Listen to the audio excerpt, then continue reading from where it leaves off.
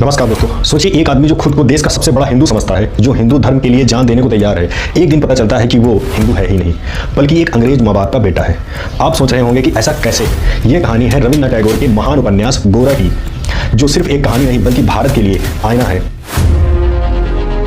तो दोस्तों बात है 1910 की। बंगाल में ब्रिटिश के समय देश में एक तरफ अंग्रेजों के खिलाफ लड़ाई चल रही थी और दूसरी तरफ समाज के अंदर कास्ट रिलीजन और रिफॉर्म का टग ऑफ वॉर। इसी बैकग्राउंड में टैगोर लिखते हैं कि गोरा एक ऐसा लड़का है जो बचपन से ही अपने आप को शुद्ध हिंदू मानता था, यानी कि राष्ट्रवादी और परंपरा का रक्षक मान समझता था। गोरा का असली नाम था गुरमोहन, लेकिन उसकी कहानी आपको हैरान कर देगी। तो दोस्तों सोचिए क्या होगा जब एक व्यक्ति का पूरा धर्म, पूरा राष्ट्रवाद उसकी असली पहचान पर ही सवाल उठा दे। जैसा कि आजकल आप लोग देखते होंगे, एक से एक बढ़कर आपको धर्म बचाने वाले, जो रियलिटी का धर्म नहीं सिर्फ अपने आप को बचाते हैं किसी तरह, ताकि वो पर राज कर सकें। अगर कायदे से आप उनके बारे में सोचेंगे तो लगभग यही निकलेगा। तो दोस्तों गोरा का सबसे बड़ा मिशन था भारत को एक शुद्ध हिंदू राष्ट्र बनाना। उसके लिए वो ब्रिटिश आइडियाज, वेस्टर्न एजुकेशन और उस समय के ब्रह्म समाज जैसे रिफॉर्म मूवमेंट्स को का विरोध करता था। उसका एक दोस्त था बिनोय, लिबरल है वो, प्यार में होता है ललिता नाम की लड़की से जो ब्रह्म समाज की होती है। इसी वजह से गोरा और बिनोय के बीच में इस आइडियोलॉजी का एक क्लैश शुरू होता है। तो एक तरफ है परंपरा और दूसरी तरफ है बदलाव। क्या भारत के लिए दोनों एक साथ चल सकते हैं, परंपरा और बदलाव? दोस्तों सुचित्रा नाम की एक लड़की होती है। जब गोरा सुचित्रा से मिलता है तो उसका मन हिलने लगता है, जैसा कि सबके साथ होता है। सुचित्रा एक ऐसी लड़की है जो अपने धर्म से भी प्यार करती है, लेकिन समाज में भी बराबरी और इंसानियत को ऊपर रखती है।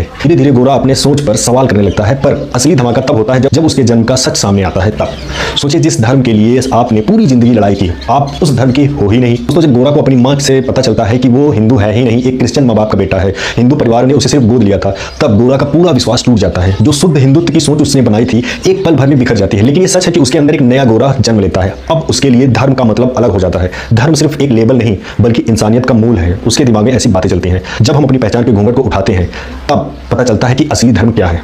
दोस्तों गोरा समझता है कि भारत का सच्चा भला तब होगा जब हम अपने कास्ट, रिलीजन और भेदभाव को परे रखकर दूसरों को अपनाएंगे। और यह वही मैसेज होता है जो टैगोर अपनी इस गोरा उपन्यास में देशवासियों को देना चाहते हैं। दोस्तों सोचिए अगर कि देश के सभी प्रकार की जातियां, सभी प्रकार के लोग, सभी धर्म के लोग अगर एक साथ मिलकर इस देश को आगे बढ़ाएं तो हमारा देश कैसा होगा।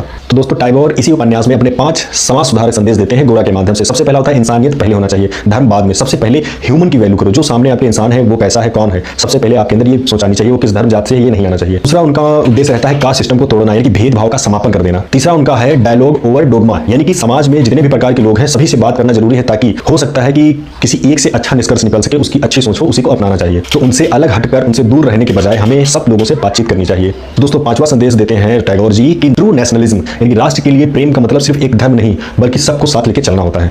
अब सोचिए जरा, भारत को बचाने के लिए सिर्फ एक फार्मूला चाहिए, पहले इंसान फिर एनीथिंग एल्स। क्योंकि इंसान से मिलकर भारत बना है और भारत इंसानियत का पूरी दुनिया में एक मात्र ऐसा देश है जहां इंसानियत ज्यादा आगे चलती है और ये सब पूरी दुनिया जानती है। आज के भारत में हम लोग क्या देखते हैं, आज भी हम वही लड़ाई लड़ रहे हैं जो अंग्रेजों के जमाने में लड़ी जा रही थी। परंपरा वर्सेस मॉडर्निटी, अपनापन वर्सेस भेदभाव। और हम